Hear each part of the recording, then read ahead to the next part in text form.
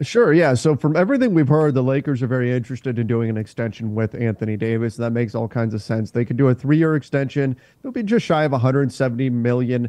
And what would happen is it would essentially get tacked on to the 2 years that are currently on the deal. He's under contract for this coming season and the one after that. But he does have an early termination option, as you said, on the summer of 2024. So next summer, he could walk away. He could say, you know what? I'm going to be a free agent and off I go. He could get a bit more money too if he goes that route, if he just waits a season and then signs in free agency. But with his injury history, there may be some incentive for Anthony Davis to get an extension done right now. Essentially, those 3 years would be tacked on to these two. So it would mean 5 more seasons of Anthony Davis in Los Angeles. And again, from the Lakers side, if you get this done, it gives you some certainty moving forward in terms of what you're going to be building around. LeBron James also has a player option for next summer. And so he could potentially be opting out, D'Angelo Russell as well. So I think if the Lakers can get any kind of certainty in terms of just at least having Anthony Davis under contract, knowing that D'Lo could be on his way out, knowing LeBron could potentially be on his way out as well, it would be, I think it would be advantageous to try to get something done and then know, oh, at least we've got Anthony Davis either to build around or potentially to use as a trade chip if we decide we're going to really tear down next summer. Yeah, For yeah, sure. I'm with you. I mean, I think it would be advantageous for both sides. I mean, look at it from AD's standpoint. He has between now and October to get this done, or he could terminate that contract and head into free agency. Now, if he does that, if he gambles on himself, he could get a 5-year deal with the Lakers worth 288 or even 304, or hit the open market at around 4 years, 214. But with his injury history and his durability concerns, banking on him to make an all NBA team, get to that 65 game benchmark to even be considered to get that money, it's a lot of money for him. But I mean, that's a huge gamble for Anthony Davis. And on the Lakers side, obviously they would want a cheaper deal here and get that 3-year extension based on his contract right now. Absolutely, absolutely. Yeah, they would prefer to just get this thing done. And look, we hear it always sounds great, right? Bet on yourself, right? And it just kind of it's this bravado, this I'm bold, I'm going for it. And there's times where betting on yourself pays off. If I'm Anthony Davis, though, again with that 65 game mark, I mean, he's had too many injuries where it's cost him games, little things here and there. And if the end goal is winning a championship, then him playing 70 games probably isn't even ideal for the Lakers. They want him at 100% come playoff time. So he's going to be resting games. I think it makes the most sense to just go ahead and just do a deal right now. If you're AD, if you're the Lakers, of course, but if you're AD, take the money right now. Get locked in on that long-term contract. Don't risk, potential injury or anything like that, trying to push to hit that 65 game mark, and just go ahead and get this thing done. For sure. And Trevor, there's people in the chat right now, and there's conversation amongst NBA Twitter where even 170 million for Anthony Davis is a little scary because of that injury history that you noted. Do you still say like, hey, 170 million for a guy that when he's playing still a top 10 player in the league, you just go ahead and do that? Because as CP mentioned, 304, that's even greater. And to think about 304 for a guy who's going to miss, at least 26 games as he's done the last 3 seasons, I don't know if 304 is a great number when you see those games missed. Yeah, I mean that super max tier, that's a whole different situation. And he's not eligible for a super max, but you have to be with your incumbent team, the team that you were drafted by to get that. But nonetheless, yeah, I still do it if I'm the Lakers. Yeah, there's that risk there that, hey, he could get injured. And of course, he does have that injury history. But we also saw it in round 1 of the playoffs. When he's on, he's probably the best defensive player in the NBA. I mean, he went head to head with Jaren Jackson Jr., the defensive player of the year, and looked like he was on a completely different level than Jaren Jackson Jr. And I love Jaren Jackson Jr. I think he's fantastic.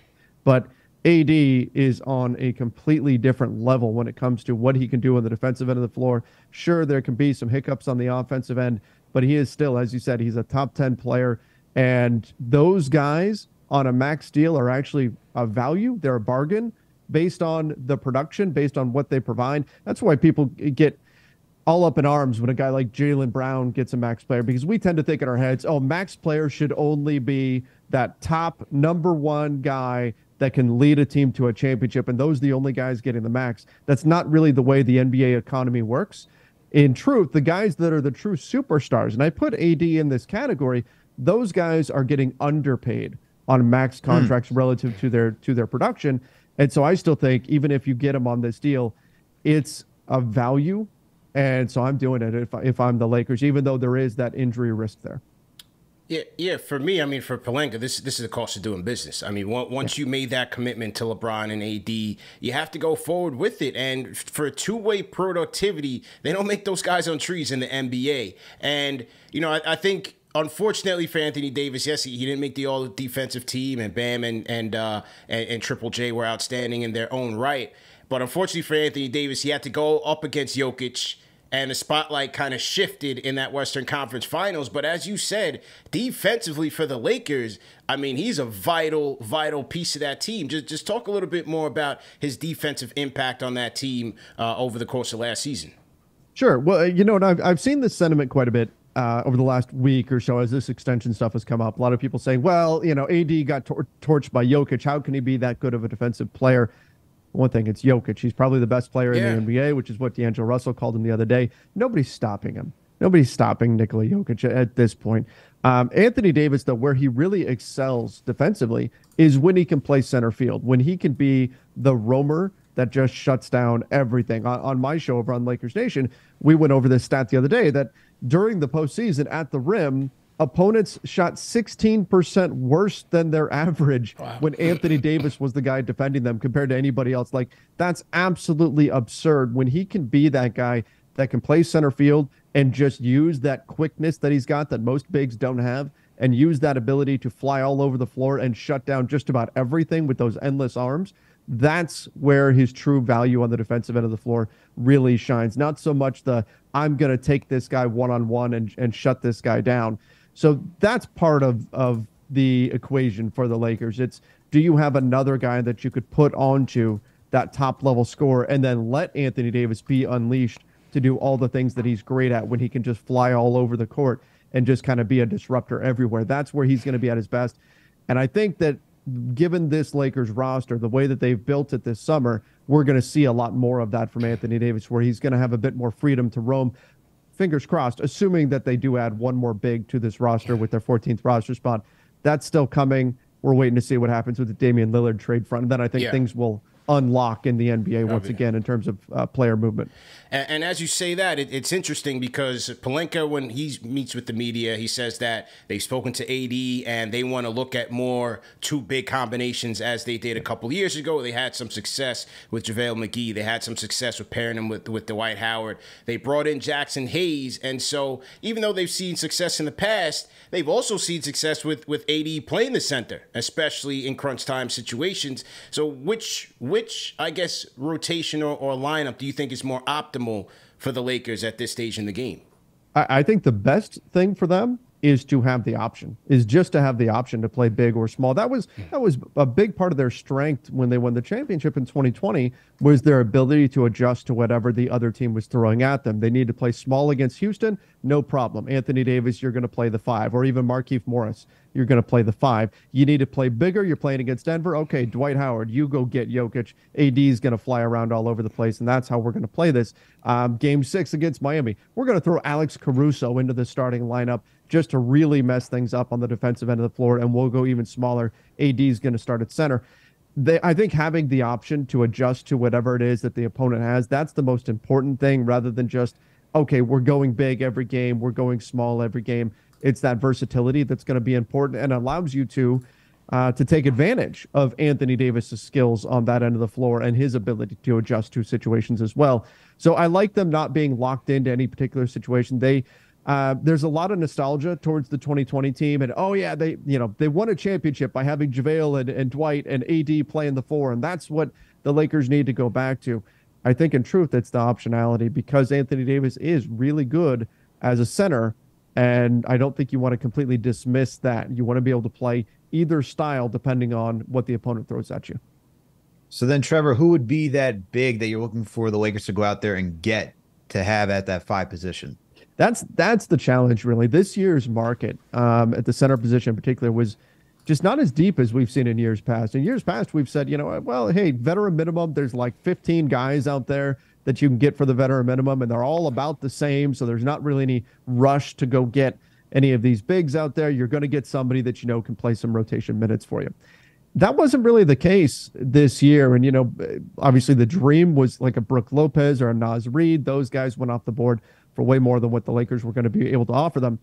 And so now it becomes a waiting game with, do you go, for the upside of Christian Wood, who, let's face it, if he's on the floor with Anthony Davis, AD is still playing center. Yeah, so that doesn't really check that box, but it does provide you another big to play next to him and, some offensive skill for sure. And then the other path could be potentially Bismack Biyombo, who is a pretty good defensive player, can protect the rim, can rebound, can at least slide Anthony Davis nominally to the power forward spot, can help deal with some of the physicality in the paint. Probably doesn't have as high of a ceiling as a guy like Christian Wood, but maybe fits what the Lakers are looking for from that spot a little bit better. And then after that, it really kind of dries up. There's a few other names that are out there. There's a few veteran players that people will bring up. People will still bring up Dwight Howard and Boogie Cousins and Hassan Whiteside. And who knows, Tristan Thompson could come back. I've heard a month or so ago that he's still potentially linked to the Lakers. So we'll see where things ultimately fall there. Colin Castleton, the rookie that they brought in this past year, maybe he could get a look as well. He's currently on a two-way contract. But finding that key guy to bring in to put next to AD that can man the center minutes, it's been really difficult this summer. And so the answer isn't obvious who ultimately they could bring in. But I think when Rob Pelinka said that, was talking about the too big thing, I do think that part of that message was directed to Anthony Davis, to, hey, AD, we know you don't like playing center. Yeah. And we hear you. And we got you, Jackson Hayes. Yeah. He can handle it. He can handle it. We got you, Jackson Hayes. What do you think about signing that extension? I think that's part of the pitch here to AD is this notion that yeah, we're not going to make you play center quite as much as we used to. And here's this piece of paper we'd like you to sign. I agree with you on that. I also think it's interesting because, like you said, Wood, yes, he'll bring it on the offensive side, but defensively, you'll be a little bit lax. Biyombo kind of vice versa. But then if you do go the two big scenario, and then you're moving LeBron to the three, with him, his age, even though he seems to be defying for all the time so far, but do you really want LeBron out there on the wing defending against some of the premier wings, not just in the West, but in the East as well? So it's an interesting dynamic. Yeah, absolutely. And that's the kind of trickle down of this, right? Is that if you move Anthony Davis to power forward, that means LeBron is playing the three, he's playing small forward. And he can do that. But if you're going up against, if you've got a lineup out there of your small forward, power forward, center, if it's LeBron, Vanderbilt, Anthony Davis, if it's LeBron, Rui, Anthony Davis, okay, you can take Vando, you can take Rui, you can take, maybe it's a Taurean Prince, you can take that guy and say, hey, that high scoring wing over there, you're going to take him. LeBron, we're going to hide you over here. You don't have to deal with chasing this guy around.